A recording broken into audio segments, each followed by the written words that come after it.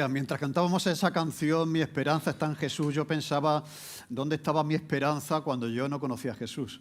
¿Dónde está la esperanza del mundo hoy, no? Los que conocen a Jesús saben que hay esperanza en Él.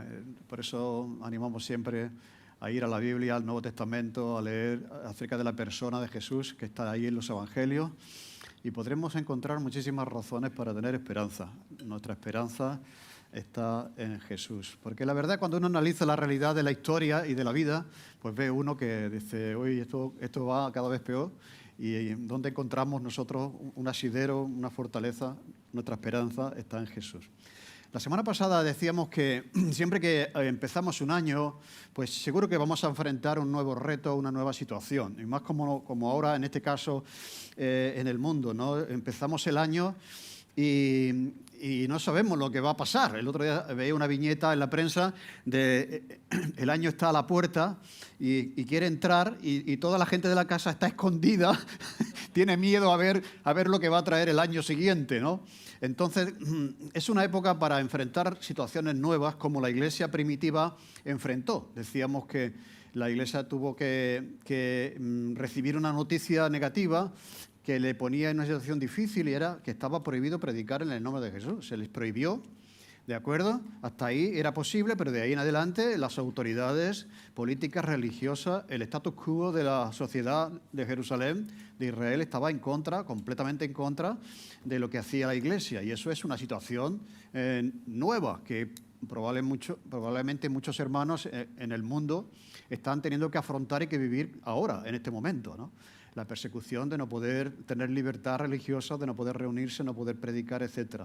Pero veíamos que, si bien nosotros también tenemos que enfrentar esas situaciones difíciles, podemos aprender de cómo ellos lo hicieron. Y así, a modo de repaso, un poco para ponernos un poco al día, veíamos que la adversidad fue enfrentada por ellos desde la comunidad. La importancia de que no estamos solos, de que busquemos la comunión de la iglesia, se enfrentó. Ellos lo primero que hicieron fue buscar a los hermanos, ir a la iglesia. No se fueron a sus casas, fueron a la iglesia a compartir lo que estaba pasando, ¿no? Las malas noticias que habían recibido. Enfrentar la adversidad desde la comunidad. Enfrentar la adversidad desde la oración, basada en un conocimiento profundo de Dios, de su soberanía, el control que Dios tiene de todas las cosas. Enfrentaron la adversidad con valentía. Pidieron denuedo, no pidieron, Señor, quita la adversidad, quita la persecución, danos una situación más agradable, más fácil para nosotros. No, lo que pidieron es valentía, denuedo, valor para, en medio de esa situación adversa, seguir siendo fieles al Señor. Pedir por valentía, a pesar de que estaba prohibido hacer lo que ellos estaban llamados a hacer. En cuarto lugar, vimos que enfrentaron la adversidad desde el poder de Dios, ¿de acuerdo? Señor, nosotros vamos a seguir haciendo lo que se nos ha prohibido hacer, pero Señor, que tu poder nos acompañe. Y decíamos que una buena oración, pedir al principio del año, Señor, que tu poder nos acompañe, que tu poder esté con nosotros a lo largo de este año en nuestra vida. Señor, tú eres poderoso. Y finalmente, enfrentaron la adversidad desde la llenura del Espíritu Santo. Dice que cuando hubieron orado de esa manera, por valentía, el lugar donde estaban congregados tembló, como una manifestación de que Dios había escuchado su oración, y todos fueron llenos de nuevo del Espíritu Santo. Quizás esa otra necesidad que tiene la Iglesia hoy, de no andar en su poder, sino andar en el poder del Espíritu Santo. Bien, la pregunta que viene entonces ahora es, ¿y qué pasó después? ¿Qué pasa después de una actitud así por parte de la Iglesia? ¿Qué pasa después de una oración así? Y eso lo vamos a ver en Hechos capítulo 4, versículo 32 en adelante. Dice Lucas, porque nos da aquí un resumen como una fotografía para que veamos lo que está pasando. Dice, la multitud de los que habían creído, esto sigue a la oración que vimos el otro día. Y la multitud de los que habían creído eran de un corazón y un alma, y ninguno decía ser suyo propio nada de lo que poseía, sino que tenían todas las cosas en común. Y con gran poder los apóstoles daban testimonio de la resurrección del Señor Jesús, y abundante gracia era sobre todos ellos. Así que no había entre ellos ningún necesitado, porque todos los que poseían heredades o casas las vendían y traían el precio de lo vendido y lo ponían a los pies de los apóstoles, y se repartía a cada uno según su necesidad. Entonces José, a quien los apóstoles pusieron por sobrenombre Bernabé, que traducido es hijo de consolación, levita, natural de Chipre, como tenía una heredad, la vendió y trajo el precio y lo puso a los pies de los apóstoles. Pero cierto hombre llamado Ananías, con Safira su mujer, vendió una heredad y sustrajo el precio, sabiendo también sabiéndolo también su mujer. Y trayendo solo una parte, la puso a los pies de los apóstoles y dijo Pedro: Ananías, ¿por qué llenó Satanás tu corazón para que mintieses al Espíritu Santo y sustrajeses del precio de la heredad, reteniéndola? ¿No se te quedaba a ti y vendida? ¿No era en tu poder, no era de tu posesión? ¿Por qué pusiste esto en tu corazón? No han mentido a los hombres, sino a Dios. Al oír Ananías estas palabras, cayó y expiró, y vino un gran temor sobre todos los que lo oyeron. Y levantándose los jóvenes lo envolvieron y sacándolo lo sepultaron. Pasado un lapso como de 3 horas, sucedió que entró su mujer, no sabiendo lo que había acontecido. Entonces Pedro le dijo: dime, ¿vendisteis en tanto la heredad? Y ella dijo: sí, en tanto.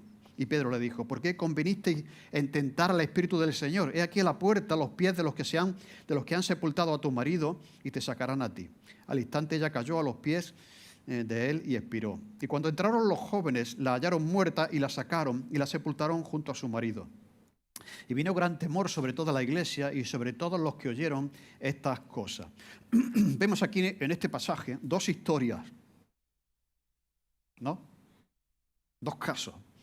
Una historia de generosidad representada por la iglesia al completo y por una persona en particular, una persona específica, como era el caso de Bernabé. Y vemos por otro lado otra historia, que es la historia de una familia, de un matrimonio en particular, ¿de acuerdo? Ananías y Zafira. Una historia de generosidad y una historia de avaricia, como es el caso de lo que hicieron Ananías y Zafira. Y Lucas hace aquí como un tercer sumario. Decíamos que de vez en cuando Lucas pinta un cuadro, está hablando, está haciendo historia, era historiador, está recogiendo la vida de la iglesia primitiva, pero de vez en cuando se para, hace como un cuadro, un paréntesis, una fotografía y nos enseña cómo era, y gracias a esa fotografía de verdad podemos percibir cómo era la vida de los cristianos, de los primeros cristianos. Entonces aquí lo que hace es presentar otro sumario, otro resumen de la iglesia en ese momento, y en este caso el resumen que él hace énfasis en la generosidad. Cada énfasis, cada resumen, cada sumario presenta una característica, algo que sobresale de la comunidad en ese momento. El crecimiento puede ser, ¿de acuerdo? En este caso es la generosidad de la iglesia en ese momento. El resultado de la oración de la iglesia que habíamos visto la semana pasada en capítulo 4, versículo 23 al 31, en el que cuando terminaron de orar ese sitio tembló y todos fueron llenos del Espíritu Santo, pues este es el resultado y la consecuencia de ser lleno del Espíritu Santo. No podemos desconectar este pasaje del anterior, del contexto, ¿no? Y el contexto es que estaban pidiendo al Señor valentía, denuedo, poder, y fueron llenos del Espíritu Santo. Y vemos lo que pasa cuando una iglesia hace eso. Y cuando una iglesia es llena del Espíritu Santo. ¿Me entendéis? O sea, esto que vemos aquí es imposible que una persona, que un grupo humano haga eso, lo que vemos que ellos hicieron, como vamos a ver después.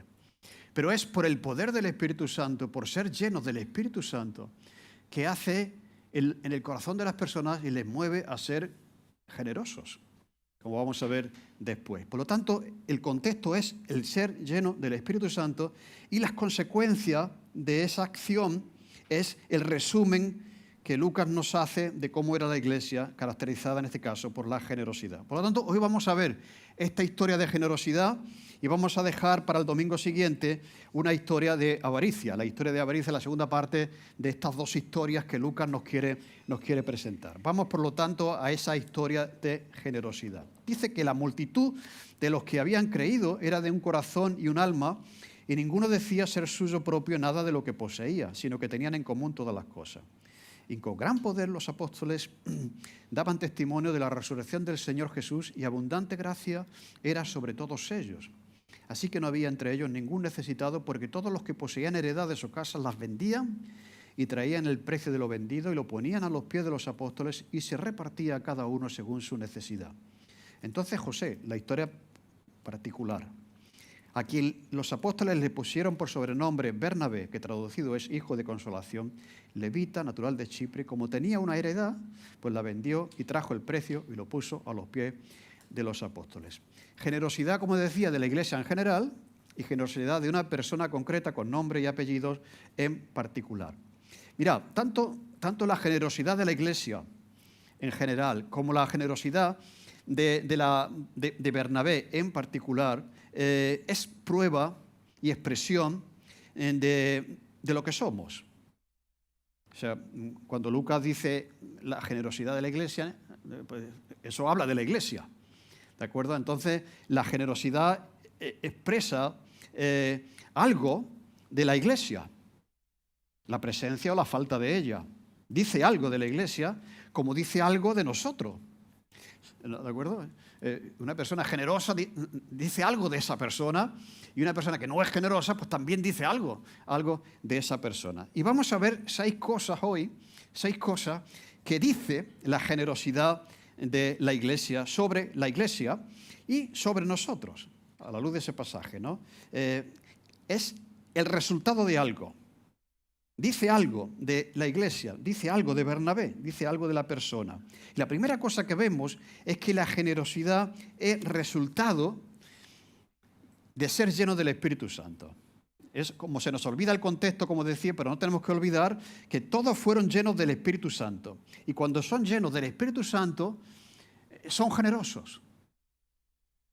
Actúan de esa manera. Hay una causa que es el Espíritu Santo moviéndose en el corazón de los creyentes, y hay un efecto, ¿de acuerdo?, de esa acción del Espíritu Santo en el corazón de los creyentes, que es haciendo actos de generosidad. Mira, el Espíritu Santo es realmente el que llevó a esas personas a hacer lo que hicieron, a ser generosas. Que dicho sea de paso, la generosidad siempre es un rasgo de madurez de las personas. Sea una persona creyente o no lo sea, sea en una familia cristiana o no sea cristiana, a un padre le agradará y educará a su hijo a ser generoso, sea o no sea creyente, crea o no crea en Dios, porque percibe que la generosidad es una cualidad de madurez personal, ¿no? O sea, no queremos un niño egoísta, no queremos un niño que no comparta sus cosas. Siempre la generosidad es una expresión de madurez personal, sea uno cristiano o no lo sea. Entonces, eso de no considerar como suyo propio nada de lo que poseían, eso de tener todas las cosas en común, eso de compartir, no quiere decir, la Iglesia defiende la propiedad privada, no quiere decir que dejaron de ser dueños de lo que tenían, es que no lo consideraban como suyo. Siendo suyo, no lo consideraban como suyo y compartían aquello que habían recibido. Hasta el punto de que algunos, se nos da el detalle aquí, vendían sus casas y con el dinero de lo vendido, pues suplían la necesidad de los más desfavorecidos. De tal modo, como dice aquí, que no había nadie y que no había entre ellos ningún necesitado. O sea, eso es un rasgo social. Mira, la realidad social es que hay clases, ¿no? Que tienen mucho, los que tienen poco, y todo eso se va acrecentando cada vez más, etcétera. Pero en la Iglesia debería ser completamente diferente. No debería haber entre nosotros ningún necesitado. Eso es un reto para la Iglesia, ¿eh? Que no se mantengan esas realidades que se dan fuera de la Iglesia, sino que sean rotas por la obra del Espíritu Santo. Ahora, yo creo que esto no lo habían hecho ellos antes. O sea, esto de coger una heredad, una casa, una tierra, venderla y con el dinero de lo vendido suplir la necesidad de alguien que no tiene recursos para sobrevivir, eso no lo hace todo el mundo. No creo que ellos lo hicieron antes, porque la generosidad es un área de resistencia en nuestro ser. Como hay otras cosas, el perdonar es un área de resistencia en nuestro ser. O sea, descubre uno que cuando te toca, te cuesta. Por lo tanto, hay algo dentro de nosotros que se resiste a perdonar, como hay algo de nosotros que se resiste a dar, a ser generoso. Y ese área de resistencia está. Podréis decir, hay mucha gente que no es cristiana y es generosa, sí. Y las hay, ¿eh? No pensemos, como hay mucha gente que es cristiana y no es nada generosa. No por el hecho de ser. Si eres lleno del Espíritu Santo, serás generoso. Si no lo eres, no vas a ser generoso. Seas o no seas cristiano, vayas o no vayas a la iglesia. Si hay gente fuera de la iglesia que es generosa, es porque de algún modo están reflejando la imagen de Dios en ellos. Y como Dios es generoso, nos ha creado para ser generosos, seamos o no seamos cristianos. Por eso, una persona que no sea cristiana, una persona atea, valora mejor, como un señal de madurez, la generosidad que la avaricia, ¿o no? Porque eso es la imagen de Dios en nosotros. Nadie quiere ser un avaro. Nos gustaría ser generosos, pero descubrimos que hay una resistencia dentro de nosotros a serlo. Y hay más bien una inclinación a no serlo. ¿A que sí? ¿Es verdad o no? Pues eso es la vida, eso es la vida. Hay un área de resistencia en la vida, pero la conversión, que es mucho más que tener una seguridad de la salvación, cambió esa área de resistencia. Y llevó a gente que esto no lo habría hecho antes de ser cristianos, ahora que eran cristianos, estaban dispuestos a vender una posesión y a repartir ese dinero entre la gente necesitada. ¿Entendéis? Porque algo había pasado. ¿Y qué es lo que ha pasado? Que el Espíritu Santo ha cambiado completamente a esa persona, sus motivaciones, sus valores, sus prioridades, y ahora son capaces de hacer lo que antes no eran capaces de hacer o no hacían. Por lo tanto, la generosidad no es natural, es sobrenatural. Quiero decir que no te va a salir de manera natural ser generoso. Porque es propio de nuestra caída, de nuestra condición humana, el no serlo.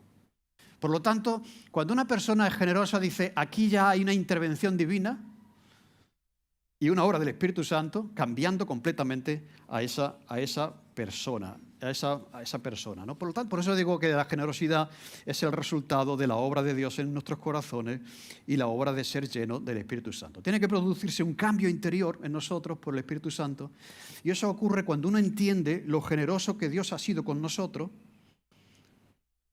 y cuando uno entiende eso, lo que Jesús hizo por ti, pues tú eres generoso con los demás. ¿De acuerdo? Y cuando hablamos de esto, si esto te incomoda, a veces cuando se habla de estas cosas en la iglesia nos movemos un poco y vamos, ya se está hablando otra vez de lo mismo, ¿no? Si esto te incomoda, es que probablemente no seas tan generoso como piensas que eres.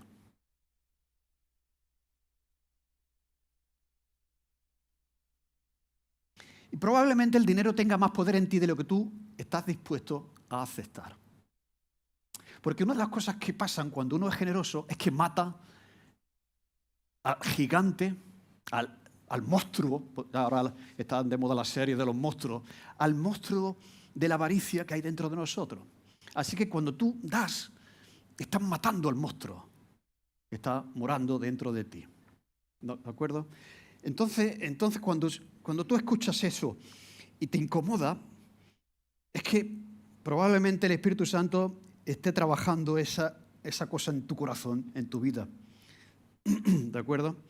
Y quiere tratar eso en tu corazón, en la parte más íntima de tu ser, en esa raíz profunda de tu ser. Por lo tanto, la primera cosa que vemos aquí es que la generosidad es evidencia de la obra y del poder del Espíritu Santo en nosotros. En segundo lugar, la generosidad hace también posible la misión.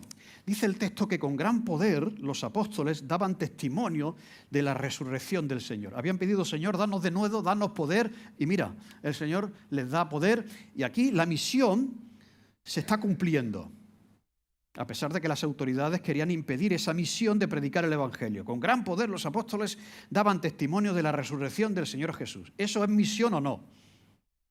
Eso es misión, cumplir la misión. Y abundante gracia era sobre ellos. Aquí podemos traducir gracia como no solamente el favor de Dios para con ellos, sino ese favor de Dios para con ellos les llevaba a tener favor para con los hombres, para con los demás. Un espíritu de generosidad invadió a esa iglesia. Un espíritu maravilloso de generosidad invadió a esa iglesia. Así que no había entre ellos ningún necesitado. ¿De acuerdo? Entonces, ¿se predica el Evangelio? ¿Eso es misión? ¿Sí o no? Sí. ¿Que no haya entre nosotros ningún necesitado? ¿Eso es misión? ¿Sí o no? Eso también es misión. Entonces podemos pensar, hombre, es que la misión de la iglesia es evangelizar, evangelizar. Sí, eso es misión, pero también es misión que no haya entre nosotros ningún necesitado. Eso también es la misión de la iglesia. Así que el Espíritu Santo viene para capacitar a su pueblo para continuar esa misión completa, ¿de acuerdo? De la predicación también y del amor práctico, supliendo las necesidades de los demás, por medio de la generosidad de la iglesia. Por lo tanto, la generosidad de la iglesia hace posible la misión. O sea, tenemos una misión, pero ¿cómo se lleva a cabo esa misión? A través de la generosidad de la iglesia. La generosidad hace posible que la misión de la iglesia se cumpla. Por ejemplo, muchas cosas podrían hacerse y se hacen si somos generosos, pero muchas cosas no pueden hacerse porque no somos generosos. Si hubiera más alimento en la caja, podríamos repartir más. ¿Entendéis? Cuando no hay alimento en la caja, no repartimos. A veces se dice, oye, ¿por qué no hacemos esto o lo otro? Pues, la respuesta está en que no hay recursos para hacer aquello que nos gustaría o que podríamos y deberíamos en muchos casos hacer. Por lo tanto, la generosidad hace posible esa misión de que los apóstoles predicasen el Evangelio y que también se supliesen las necesidades de la iglesia. Por lo tanto, la iglesia no tiene al Estado detrás, no tiene a una denominación detrás, dependemos de la generosidad de la iglesia para seguir avanzando, para hacer lo que tenemos que hacer, y eso es lo que hicieron ellos en la iglesia de Jerusalén. No recibieron recursos del Estado, no recibieron recursos de ninguna organización, era la generosidad de ellos, y yo digo una generosidad sacrificial, porque estaban dispuestos a vender una tierra para dar el dinero para suplir las necesidades. Eso es extraordinario, ¿no? A veces decimos, uy, nosotros somos muy iguales a la iglesia de Jerusalén. Mirad, estamos todavía, nos falta un poco, ¿no? O sea, llegar a ese punto de hacer lo que ellos hicieron. Por lo tanto, realmente amamos la misión de la iglesia cuando la apoyamos económicamente. Cuando somos generosos para suplir también esas necesidades. Cuando tú eres generoso y aportas y colaboras y contribuyes a las necesidades de la iglesia, haces que se pueda cumplir la misión de la iglesia. Cuando no lo haces, no estás cumpliendo con la misión de la iglesia, ni haces posible que la misión de la iglesia se cumpla. Por lo tanto, esa generosidad de los hermanos en Jerusalén fue la que hizo posible que esa misión de predicar el Evangelio y de cubrir las necesidades hasta el punto que no había ningún necesitado entre ellos, pues se cumpliese. Y cuando hacemos eso, estamos siendo parte de la misión de la iglesia. En tercer lugar, la generosidad hace posible también no solamente la misión, no solamente fruto de la llenura del Espíritu Santo, sino que también la generosidad hace posible la unidad de la iglesia. La unidad de la iglesia. Dice, la multitud de los que habían creído eran de un corazón y un alma. Mira, aquí está hablando de generosidad no solamente dinero. Aquí hablamos de una generosidad que es más que el dinero, que es más que lo que hemos visto. O sea, es una generosidad. Ser de un corazón y un alma requiere de generosidad, como vamos a ver ahora, ¿no?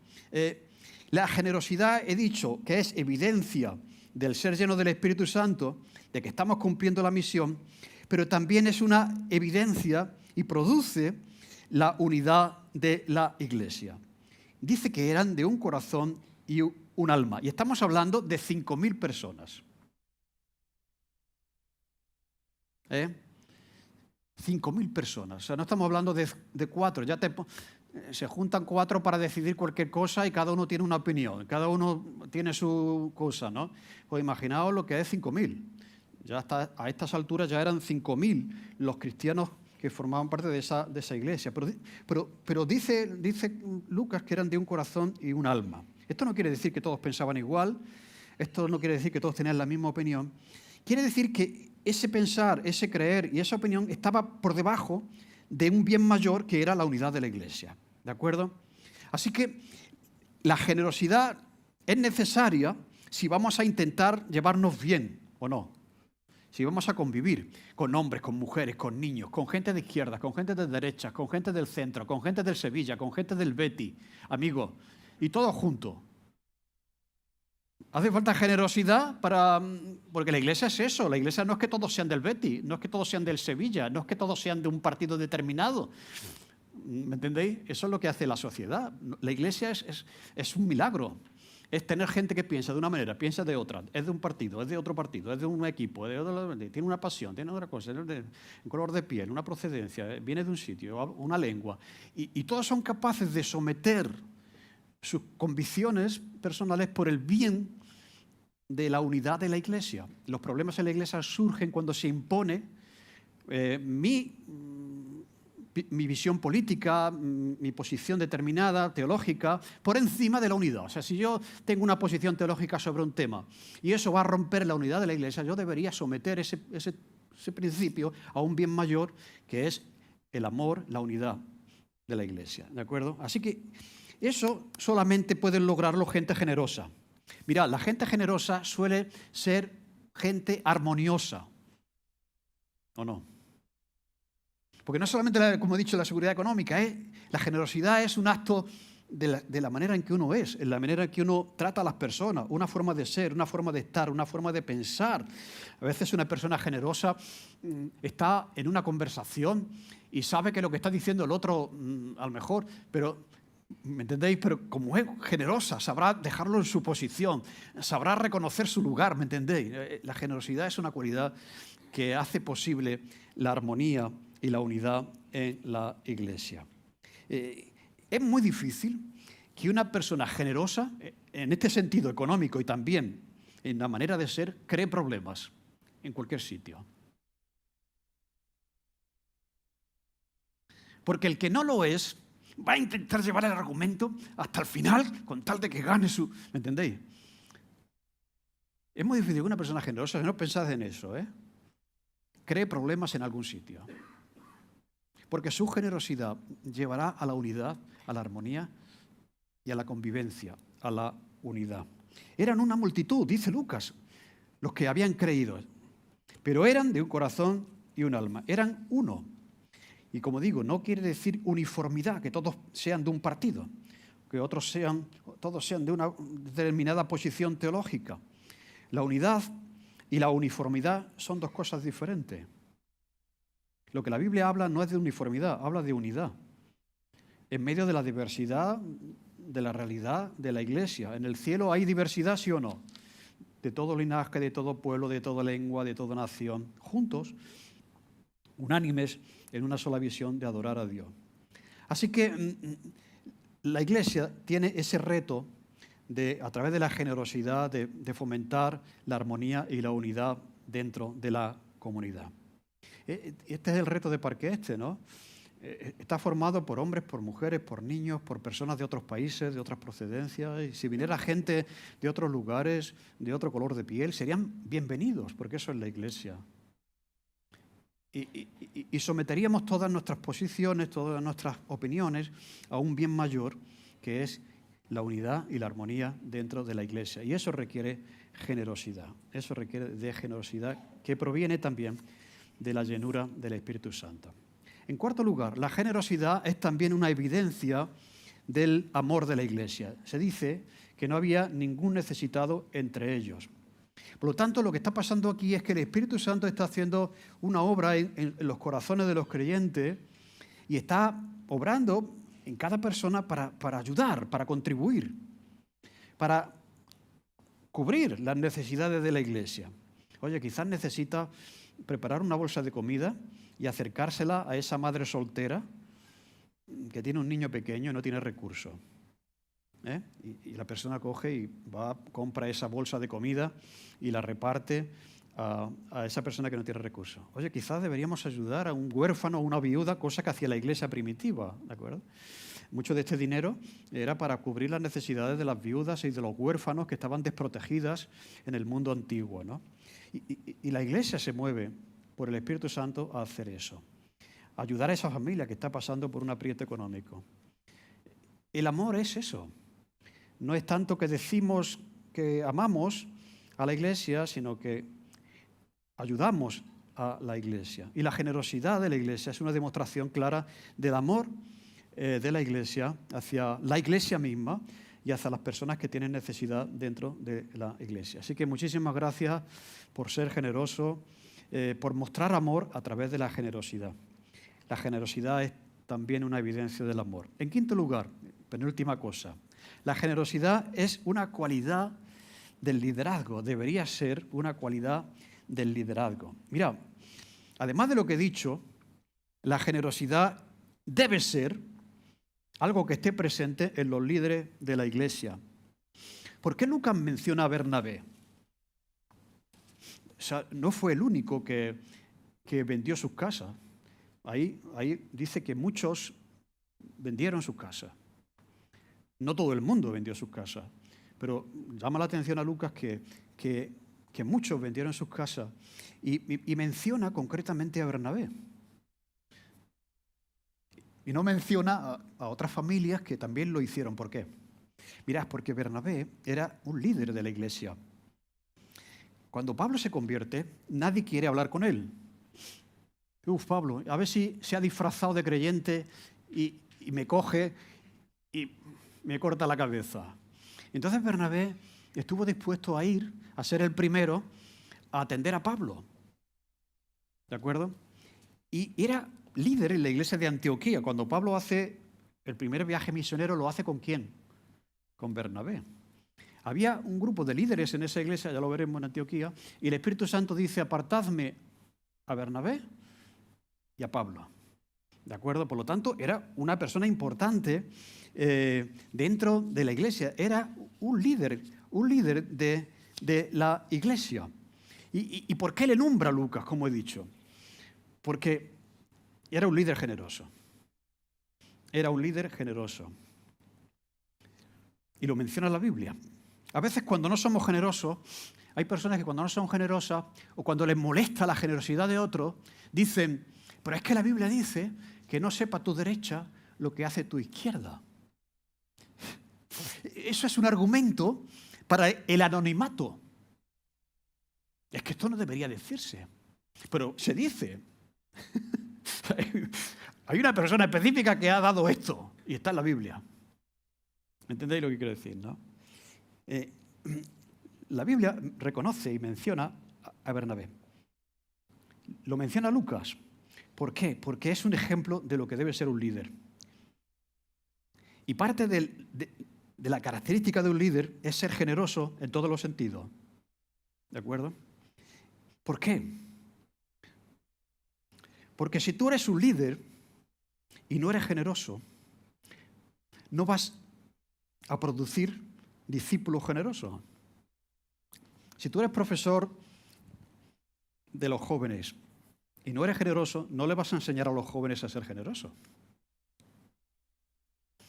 Si tú estás aquí y no eres generoso, no vas a fomentar la generosidad. ¿Me entendéis lo que quiero decir? O sea, esto es así. Es que era un ejemplo tremendo. Era un ejemplo de generosidad. Y esa generosidad produce discípulo generoso. Y es generoso en todos los sentidos, Bernabé. No solamente en el sentido económico de vender esa propiedad que no sabemos qué era, sino también de acercarse a Pablo cuando nadie quería acercarse, de salir con él.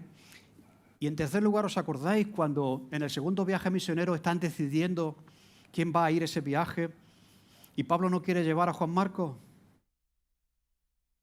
¿Qué es lo que dice Bernabé? Pablo, vamos a llevarlo. Dice Pablo, no. Fue generoso con Juan Marcos. Quiso llevarlo, a pesar de que había fallado, ¿me entendéis?, en el primer viaje. O sea, quiero decir, la generosidad no solamente en el aspecto económico, sino en el aspecto personal. Y ahora, de alguna manera, el Espíritu Santo está convenciendo a Bernabé para que haga eso, para que venda esa casa y dé el dinero. ¿Y qué es lo que hace Bernabé? Pues hace eso. Así que los líderes tienen que ser generosos. Las personas generosas formarán personas generosas. Los padres generosos formarán hijos generosos. Si tu hijo no te ve siendo generoso, no será generoso. Cuando tus hijos vean en casa muestras de generosidad, ellos lo reproducirán y serán generosos con los demás. Y los líderes tienen que ser gente generosa porque están llamados a formar persona generosa. Y una persona que tiene una responsabilidad y no ofrenda, ya sea con los niños, con los adolescentes, con los jóvenes, con la alabanza, con la predicación, con lo que sea, no va a hablar de eso. ¿A que no? O si lo haces, no está diciendo, ¿me entendéis? Está hablando de algo que él no está viviendo. Y aquí Lucas nos deja este ejemplo para ver que un líder debe ser y es, de hecho, generoso. Y en sexto lugar, y ya termino, la generosidad es también una prueba de confianza. Cuando un obstáculo para la generosidad es que yo no sé lo que va a hacer esa persona de la calle con el dinero que le dé, ¿no? Y decíamos que la Iglesia estaba llamada a ser generosa independientemente de las causas que provocan la necesidad. ¿Os acordáis de eso, no? A veces decimos, para escabullirnos, ¿no? Y bueno, es que no sabemos, entonces ya no sé lo que va a hacer con ese dinero, no sé cómo se va a administrar.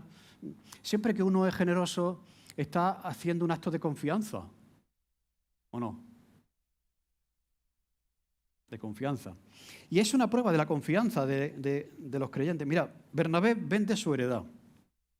No sabemos el precio que tendría, no sabemos si era una casa o era una tierra, pero se ve que era algo importante, ¿de acuerdo? Era una cantidad importante.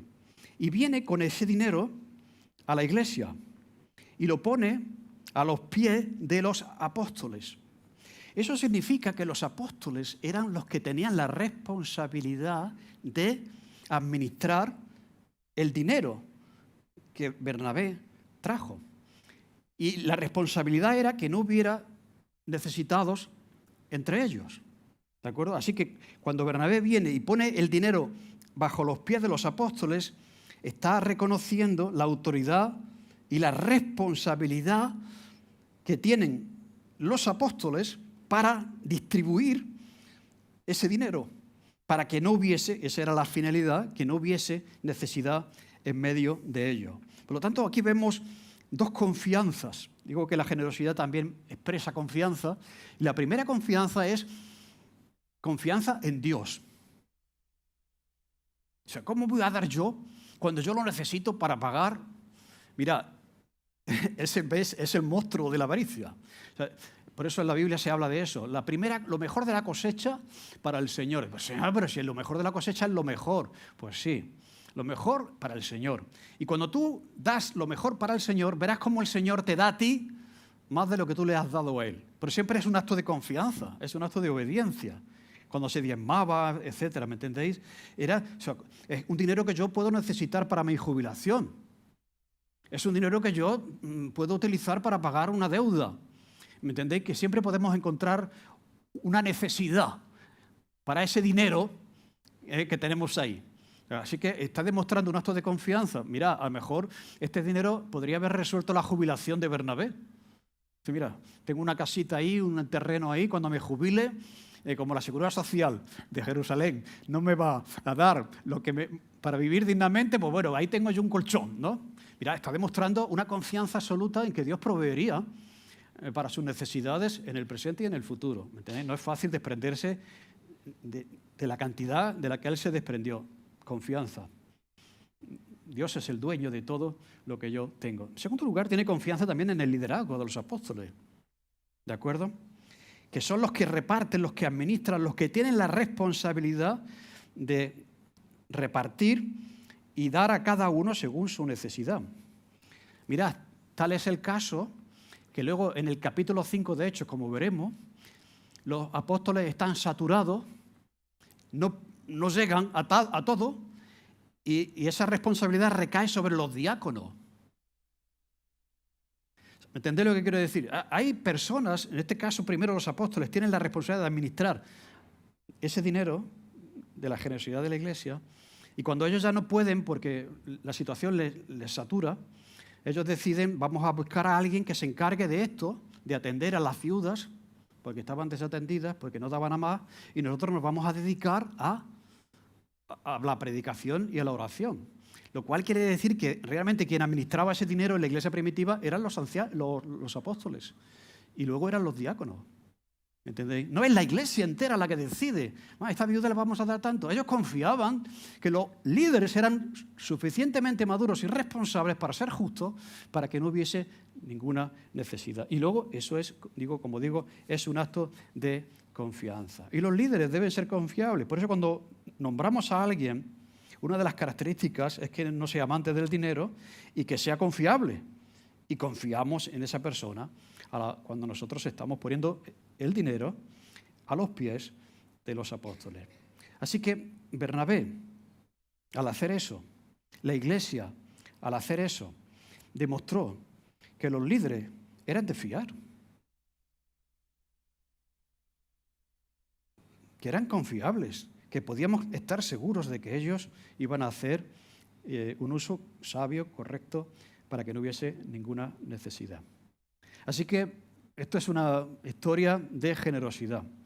Generosidad en general de una iglesia y generosidad en particular de la persona de Bernabé. Y lo que aprendemos aquí, ya resumiendo para terminar, es que cuando somos llenos del Espíritu Santo y Él hace su obra en cada uno de nosotros, una de las cosas que nos va a mover a hacer es a vencer el gigante de la avaricia y a ser generoso. Él va a producir ese carácter en nuestra vida personal y también en la vida eclesial. Una iglesia generosa es una iglesia que demuestra madurez, que demuestra llenura y control del Espíritu Santo. En segundo lugar, que al ser generosos estamos haciendo posible que la misión de la iglesia se cumpla, tanto a nivel de predicación como a nivel práctico. Cuando no hay generosidad es imposible hacer lo que no podemos hacer porque no tenemos recursos. Al haber recursos es posible extender nuestra capacidad de llegar a más necesidad. En tercer lugar, al ser generosos en todos los sentidos, no solamente en el aspecto económico, también en el aspecto de como persona, hacemos posible la unidad de la iglesia. Al ser generosos, no machacamos ahí somos capaces de ceder ante una injusticia con tal de mantener la unidad. ¿Entendéis? Eso también lo hace la generosidad. También la generosidad es una expresión verdadera del amor de la iglesia, al no haber necesitados entre nosotros.